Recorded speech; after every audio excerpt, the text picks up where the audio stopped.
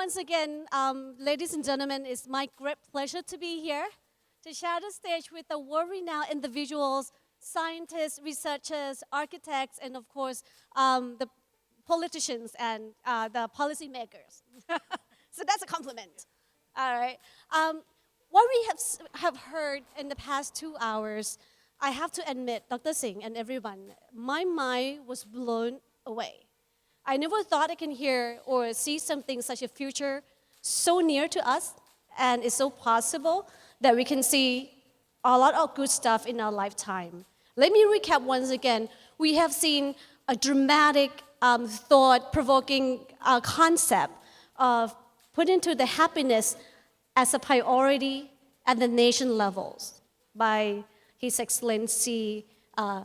We have seen the development of nanobionics science in the chemical engineering side that can transform our whole planet and move in towards the well-being.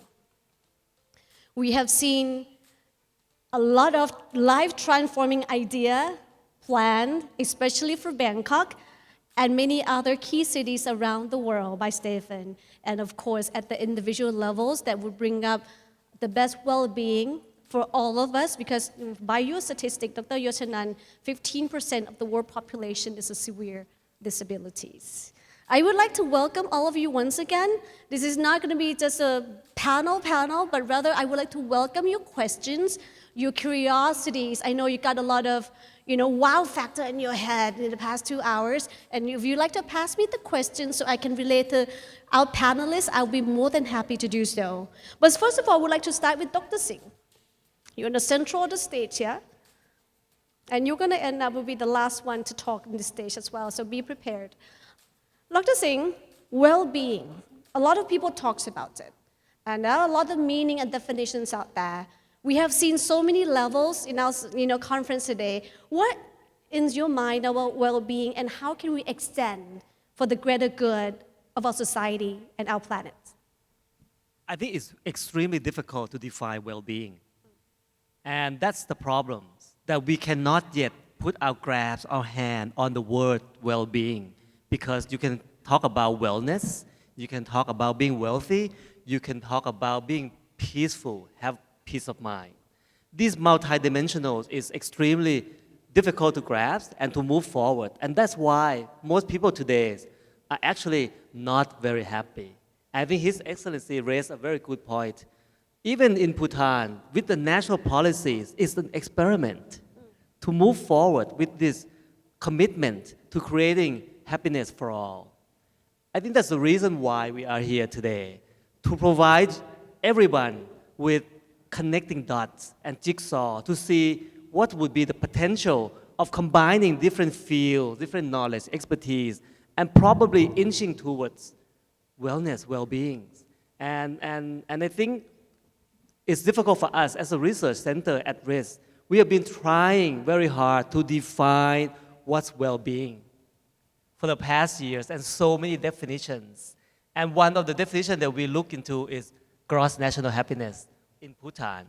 And I'm here today and really delighted to be sitting next to His Excellency to hear his firsthand, his thought, and his admitted statistic that some people in Bhutan may not be all happy even with this national policy. So we are here today to exchange and probably try to connect the dots with all of you here today in the audience. Thank you, Dr. Singh. His Excellencies, I have a whole lot of questions to you, actually, to be honest. And obviously, by Bhutan statistic, I'm the least happy person. Housewife. Yeah, work harder, sleep less, you name it. But back to my questions.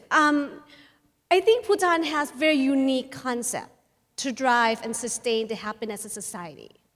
But think about a lot of, the world's index that we have heard out there, the competitiveness, whatsoever, they've been written by the West, mostly, with all due respect, United States.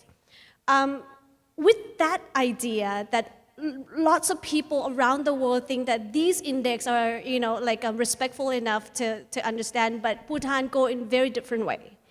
How did you communicate or work among policymakers or executives or leaders, in Bhutan, and make it believe that our unique way is the right way to go? We are extremely lucky because of our kings. So, as I mentioned, 400 years ago, the founding father established the responsibility of the government, which is to create happiness.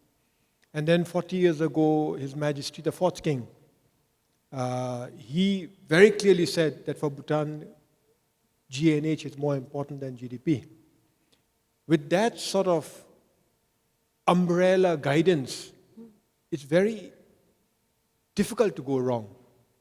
And so, for us, His Majesty the Fourth King said that, look, single-minded pursuit of material growth is not good.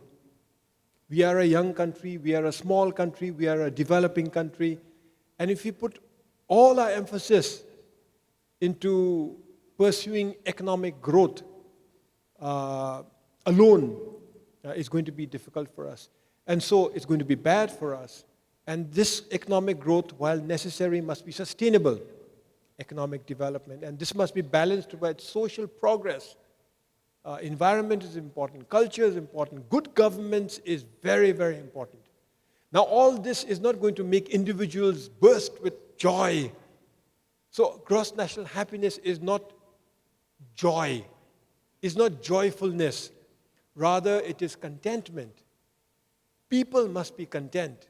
That is what lasting happiness is all about.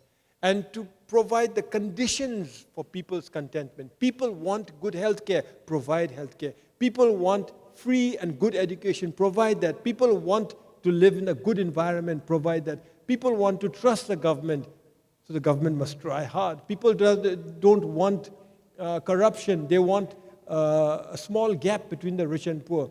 So these conditions, the government cannot impose, the government can nurture. And that's not going to lead to people jumping up and down for joy, but rather giving people peace of mind and giving people a sense of contentment. That is so fantastic. It's a very powerful statement. Because we look back, for instance, in our country, we do both in and out. We benchmark ourselves with international indexes out there, and we try to improve from inside. But somehow, there could be some problems and issues that we can't move forward. But then, can I ask you one more question? Well, there will be many more after this. I'm thinking about, I have heard, learned from survey, people become become less happy, especially in the digital era. When the digital takes place everywhere, everybody gets connected, somehow too fast, too furious. Has it changed anything in terms of the milestone or the key steps of Bhutan to becoming the happy country? So again, at the government level, we talk about the conditions of happiness. At the individual level, I define my own happiness. And so we must be very careful on what we are actually discussing. From the government's perspective, from the national perspective, now the new digital era, one, you cannot avoid it. Two, it has certain dangers of isolating people and influencing them to perhaps dangerous habits. But three, it has opportunities also to allow people to grow and to learn and to engage socially. So while the digital era can isolate, it can allow people to socialize also. All these, I think, any government would be looking into and should ensure that while we optimize the good, the dangers must be heeded.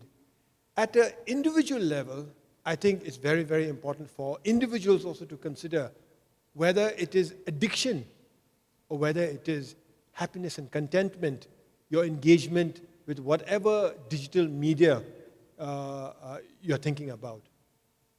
Thank you so much. Thank you very much for your very insightful, thought, and it could be a way forward for our country and so many societies as well. Let me turn to you, Stefan. I love your presentation. I'm in Bangkok. I'm born and bred in Bangkok, and cannot believe that Bangkok has so much potential to go on into the future. You have talked so much what should be done. For example, the network canal. For instance, the road infrastructure network, buffer cities. In case that we have the future governor of Bangkok in this room, let's keep my mind crossed on that. I'm not going to ask you what to do anymore. Let me ask you precisely, if we're going to go on forward to the better future of Bangkok, for the happier citizen, what not to do?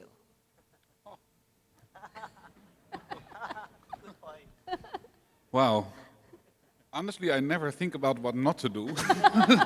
Then I would be the worst architect or master planner in the world. What I think, what is very relevant, where we can help each other, is think about city planning in general and put it on the agenda.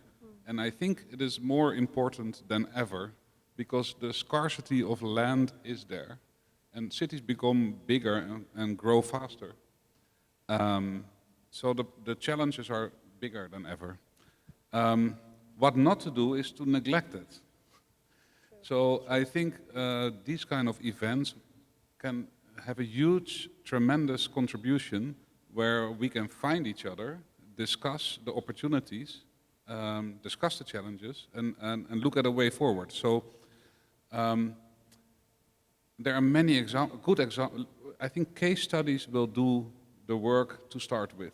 There are good examples of good cities, and there are good examples or city districts we can learn from. And they all have their own context. Yeah. Yep, we have to keep our eyes and ears open and learn from the best. And then do it. Yep, thank you so much. Let me... Dr. Singh, you're going to say something? You look like you're going to say something. No? Okay. Professor Strano, we met just a couple weeks back, and I was sitting right by your daughter. She was she's such a proud daughter, and look at her father very lovingly. I would like to ask you about your innovations that you're working on. I think it's so fantastic. We talked about the light emission plants. I would like you to cast your mind forward.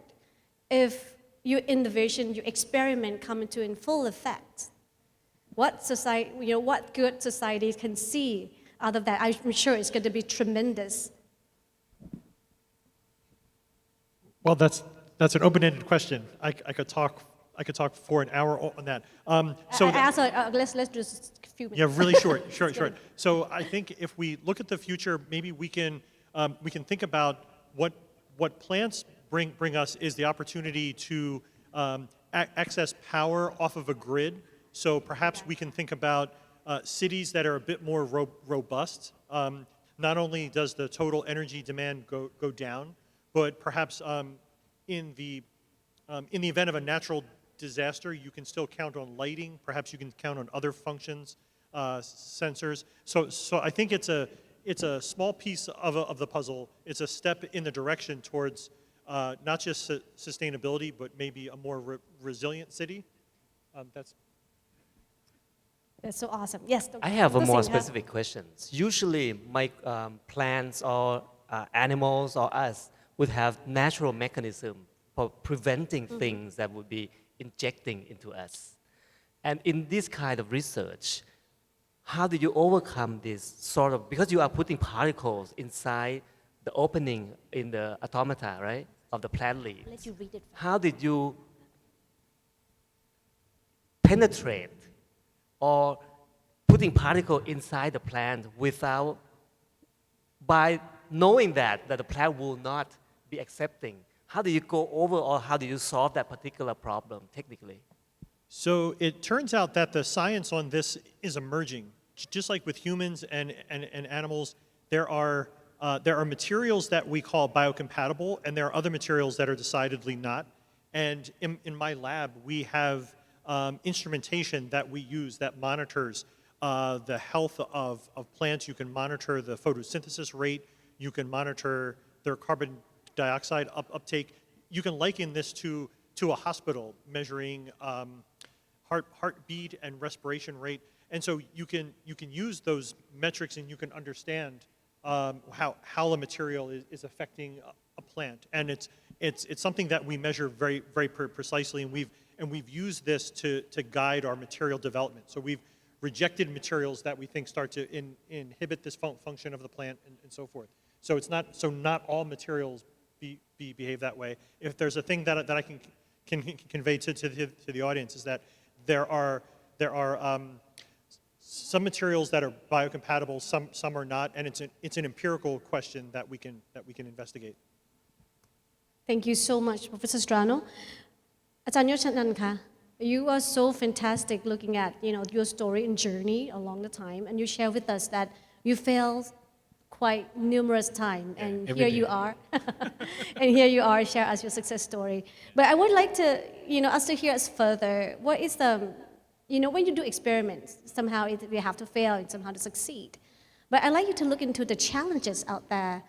If you want to implement this in the larger scales and help out people that you dream to help, what kind of challenges, number 1, 2, 3, that we need to overcome first? So, like at the beginning of my career, I try to buy a lot of equipment, maybe like from some company, and then get connect, and then get the people to see that this is possible.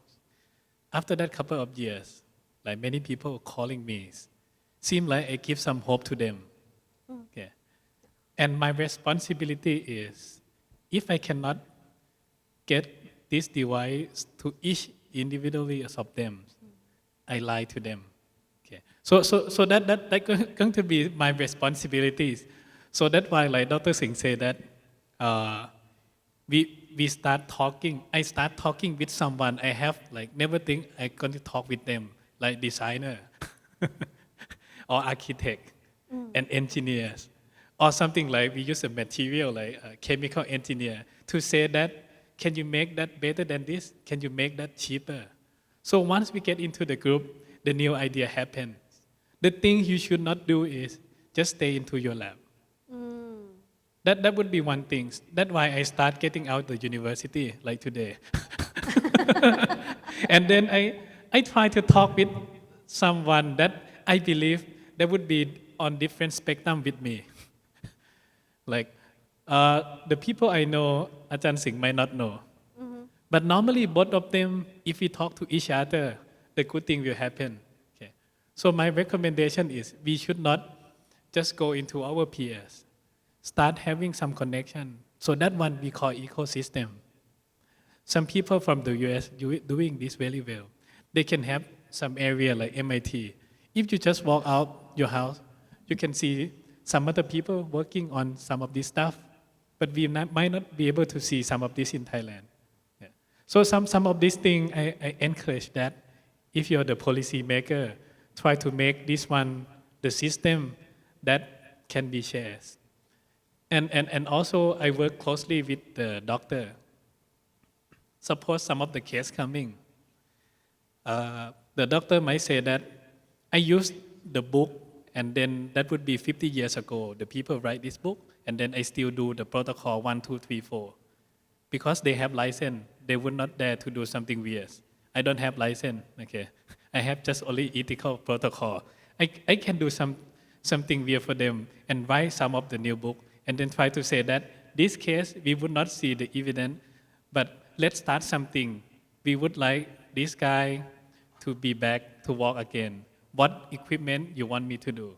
If I cannot do, I ask my friend. If I cannot do, I ask the company. So that would be the environment I think we should do. Janka, if I want you to scale yourself from 1 to 10, I know that experiment innovation is not a project type, but rather a journey. Along your journey from 1 to 10, where are you right now? So I think right now, I can say that it's specific to some disease. Okay, we also help the autism. We also help ADHD. I talked with professor before. And we also help the person with severe disability. And we also help the people getting bad from the street.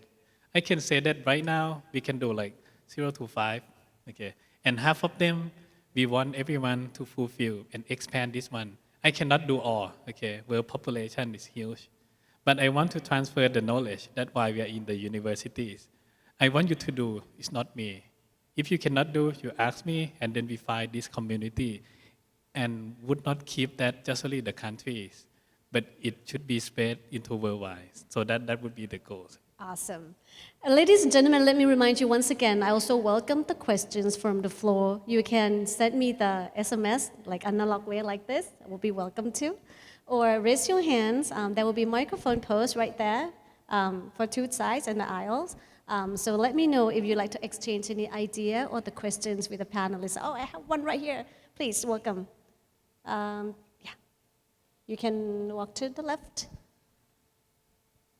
And please introduce yourself and all your organization and address the question to the speakers that you wish to ask the questions.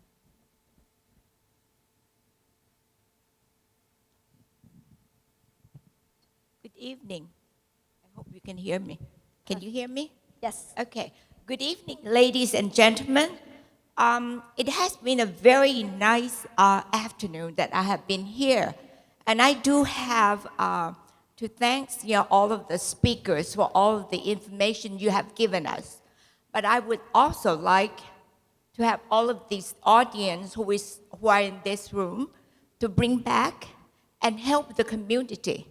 Because the community cannot move forward unless all of us, each and every one of you, we really don't need to be somebody important, but we do need to use our head and our two hands to help pushing the community forward.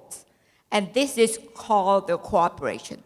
Now, what I'm trying to kind of leave behind this conference room is that it doesn't matter whether or not the doctors have the best bionic person, okay? We have the best condominium, apartment, all of the beautiful parks, but all of the needy people, the disabled people are kept at home.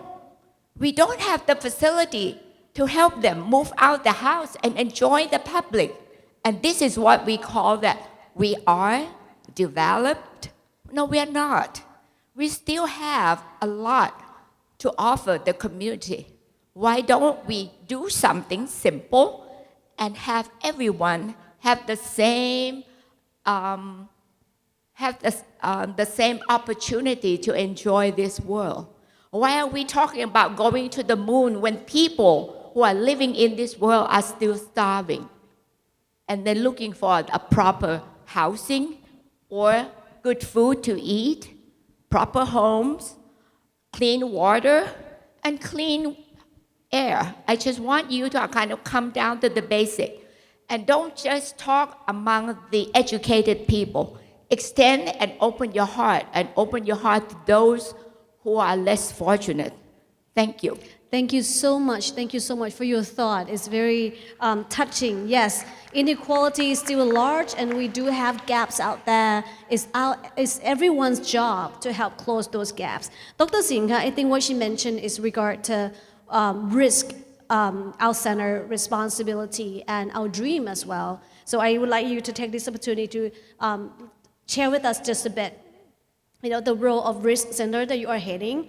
And the well-being of the society, not just for the privileged people or not just the elite one, but everybody, around the world. As I said earlier, I feel very fortunate to be among the representative of risk group. We developed this particular center to be open to all. Even the design of the office itself, we have no steps.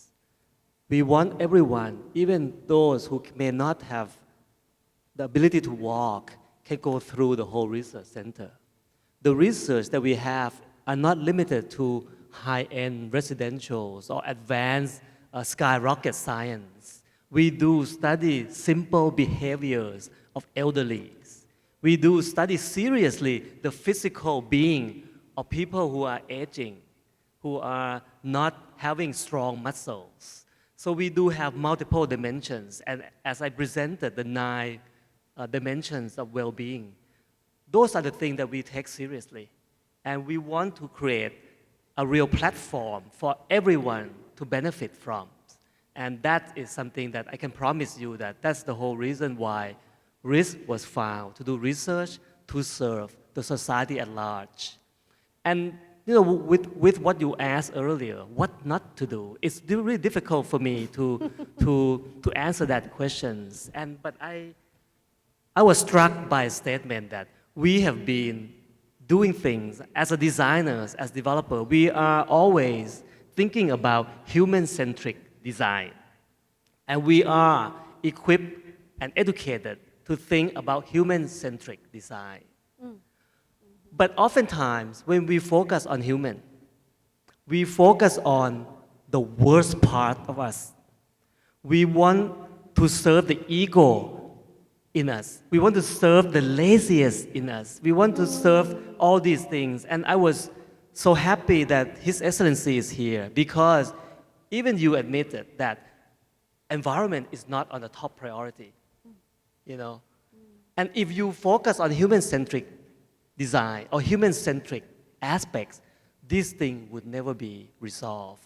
So I would offer society-centric design or society-centric, because that's when Dr. Yochanan start doing. That's what Professor Strano is doing. That's what His Excellency is doing. And that's what Stefan is presenting, that what if we all think for others, for society, and not so much about us as individual human beings? Maybe we would have a chance of creating a happier futures. Who knows? And so I think, can we ask people to not focus on us? I would say not focus on our desire, but really focus on the needs, like what she was presenting, as opposed to, because human has unlimited want and desire. Yes, yes. It's hard to meet those expectations. Yeah. And oftentimes that wants and needs are not the same thing. Exactly, and they're usually not the same thing. Yeah. We always want something that we need less. Stephen, back to you. We have the question from the audience. I think it's a very good question. Is it possible to connect all the sewers along Bangkok Street to make a canal grid underneath every street and drain water into the sea? Well, if we talk about what not to do, maybe I'm not sure yet. So this could be what to do. Yeah, exactly. Let me refer to Dr. Singh also. This also touches upon the topic of thinking about us. So this question is asking for a collaborative approach, I think. And it is not the fortunate and the unfortunate. It's not them and the others. It is us. And that's exactly what we try. I mean, I'd like to refer to the project in Delhi, where the drain redevelopment takes place at the moment. If there's any challenge anywhere, it must be in the capital of India, the fastest growing city in the world, with a lot of poverty. And the opportunity of working with drains is that you can actually get purified water out of it. So you first take very simple methodologies, like separating wastewater from sewage water, and treat the sewage water with treatment plants, and the rainwater you can purify even with vegetation. Very simple basic methodologies. But I would not just try to divert all the sewage into the sea. I would try to treat it even locally. So locally you even gain a benefit from it, and gain the gray water becomes blue water. And I have to look at the maps to see how the properties work, etc. That's kind of a technical part, of course, to see if it's all possible throughout the Bangkok Canal.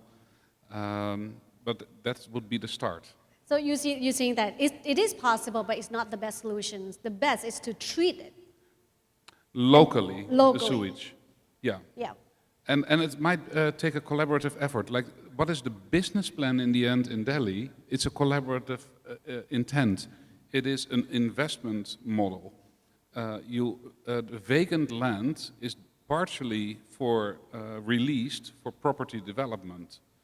The benefits of property development for the government is put into the sewage systems and the plantations, but it's much more revenue, so there will be public parks and etc. So it is kind of a circular business model. And it works there. We can look at it if that could work in Bangkok. That's cool. That's awesome. We do have hope now. Yeah. To His Excellency, we have the question from the audience. Have you bring about or translate the Buddhism principle to the policy of the country? And that one's questions. The other question is, how do you validate the GNH? How would you just define it, either in your country and also speak out around the world, where we all believe that is a good model to follow? So firstly, we are a predominantly Buddhist country. Our state religion is Buddhism, but that said, we are very tolerant also because we have other religions, particularly Hinduism. And so Buddhism, while it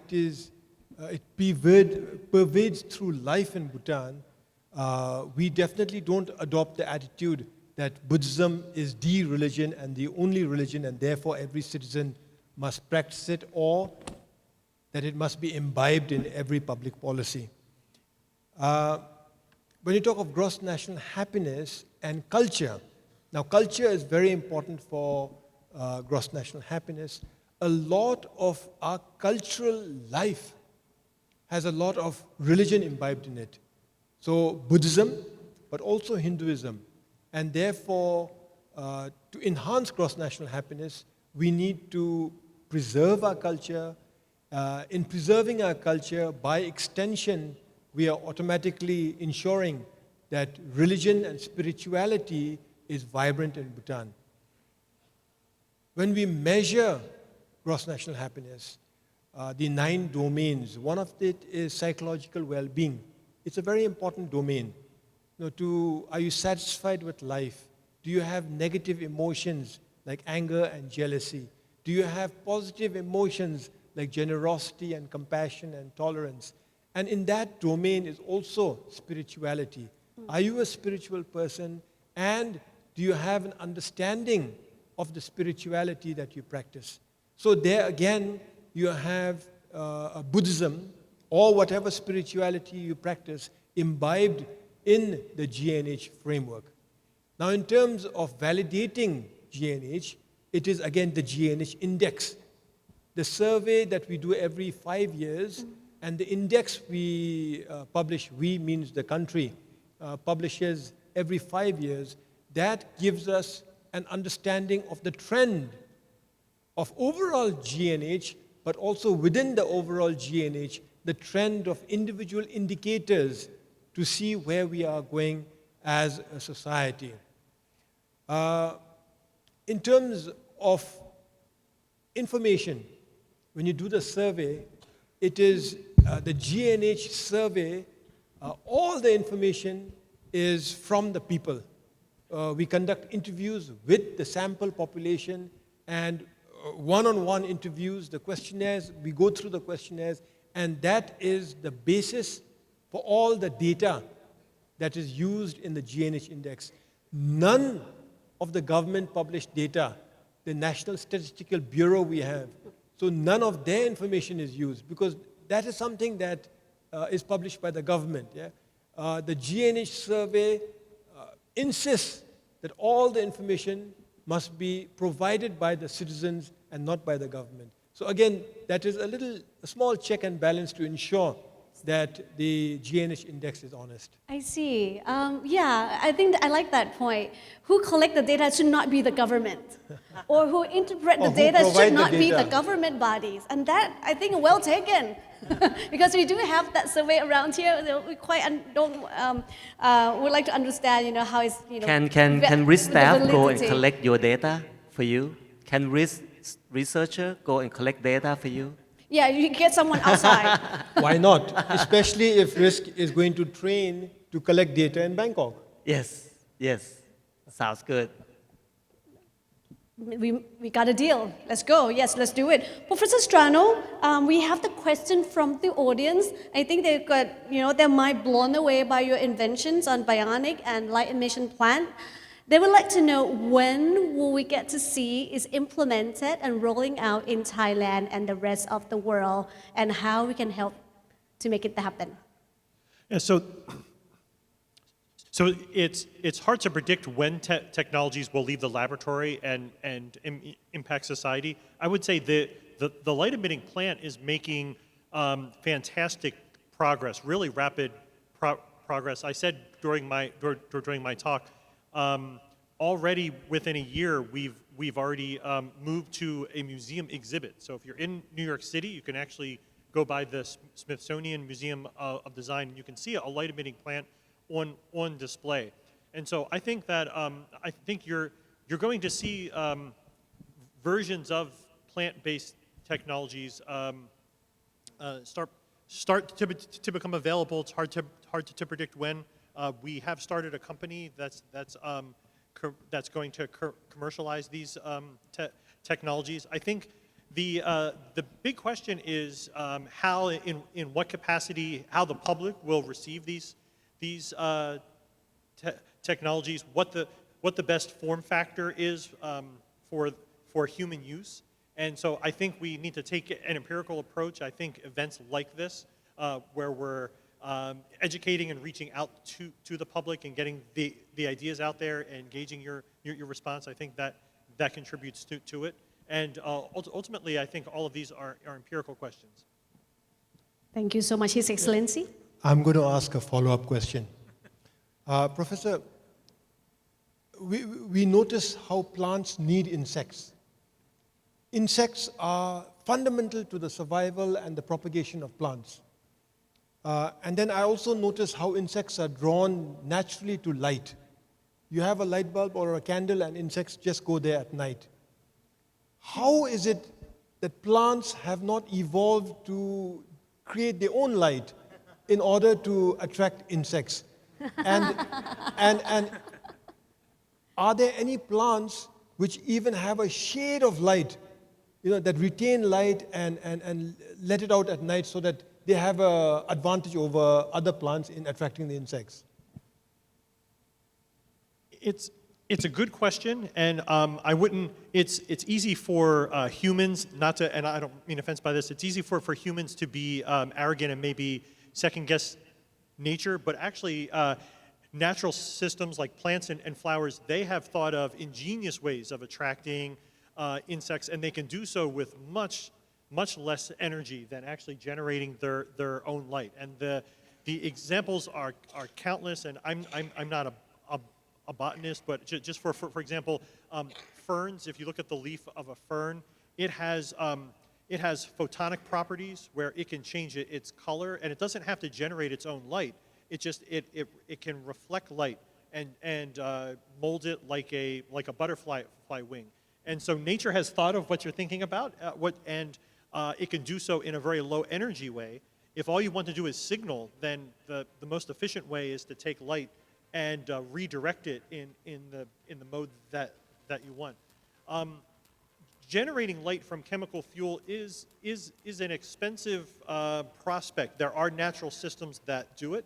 I don't fault plants at all for not really prioritizing this. I think plants they're masters of adaptation and reproduction, and they're masters of efficient resource usage.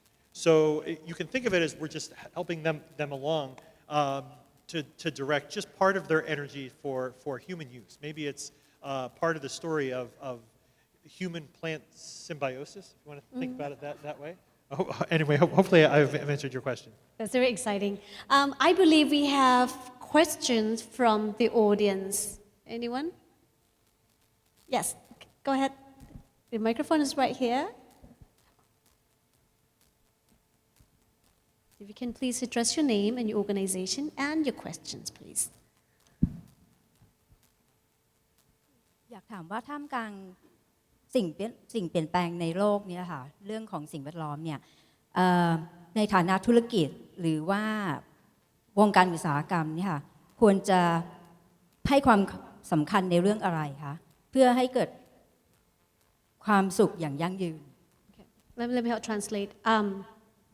In the wake of drastic change, a lot of change, I believe you cover all like environmental, technology, societal change, rapidly changes. How the industries or the real estate industry, which I believe majority of the audience are here, should adapt or prioritize in order to guarantee or help sustain the well-being for all. Yeah, that's a grand question, I know. Okay, let me recap once again.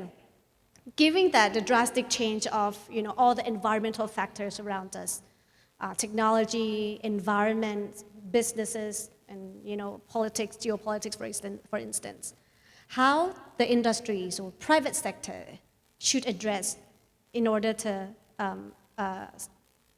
guarantee the well-being of the society.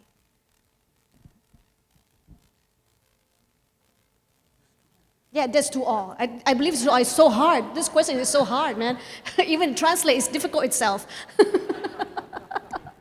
I would like to invite all of us to address this question, but I believe this is a central concept and why we are where we are today. Professor Strano, please. Well, so let me just offer, perhaps there's a unifying vision among the panelists here. I'm not an expert in this area of research. Perhaps my colleague from Bhutan knows more about human happiness. But I think actually a major conclusion of human happiness research has been that humans self-report higher levels of happiness when they're surrounded by green spaces, when they're surrounded when they're near plants and live near greenery. And I think that those studies have controlled for socioeconomic status. It's if you look at a city, and so maybe that's one aspect is to think about.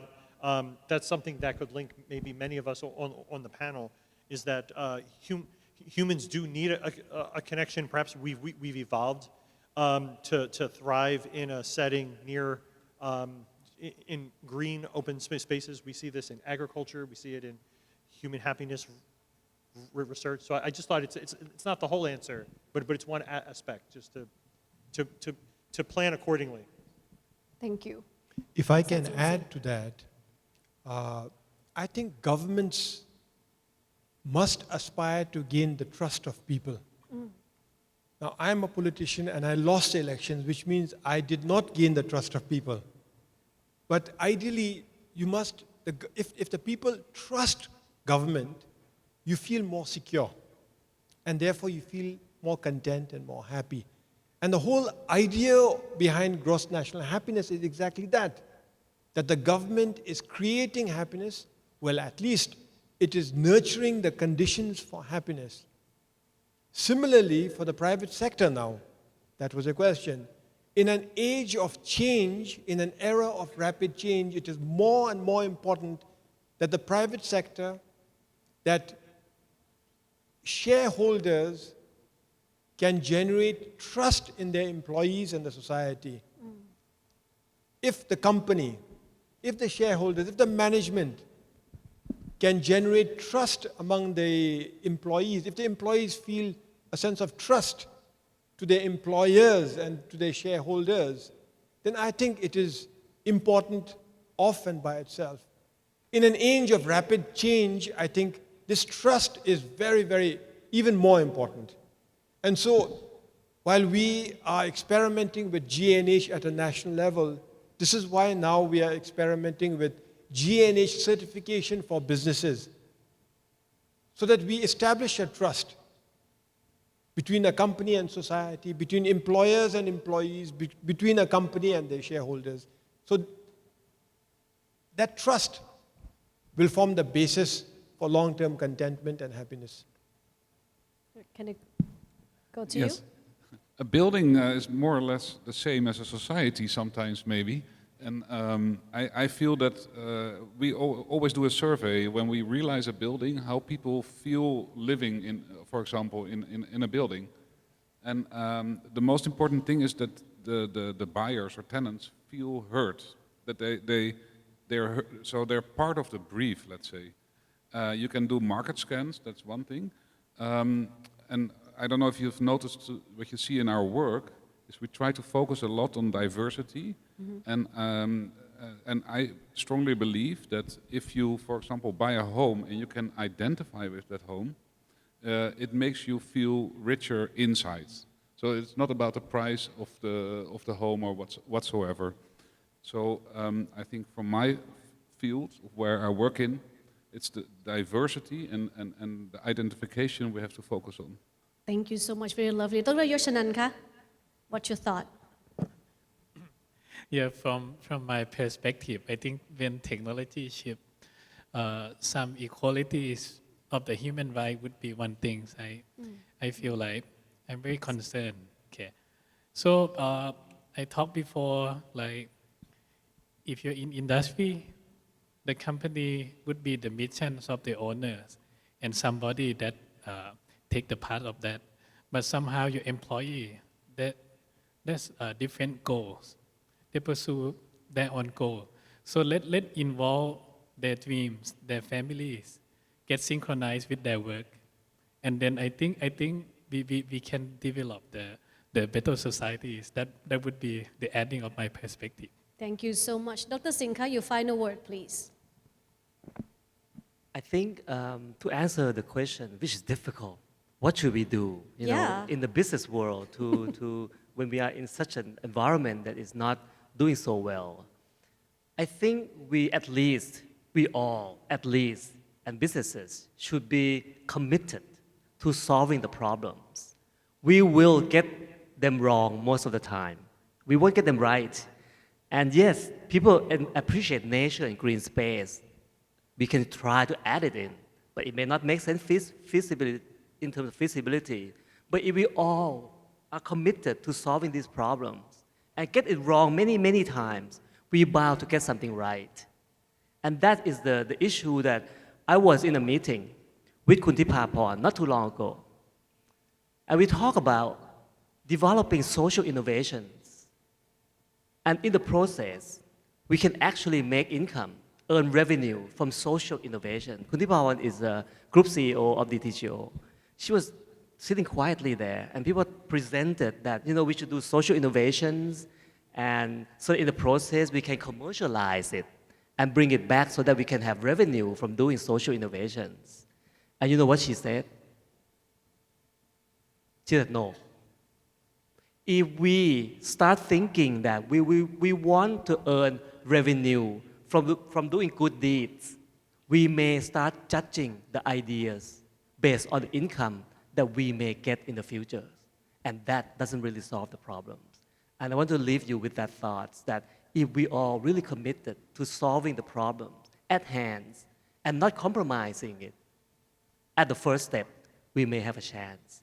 Thank you very much. Ladies and gentlemen, these are the world-renowned individuals from researchers, scientists, architects, and also policymakers and the nation leaders. Give them a big round of applause, please.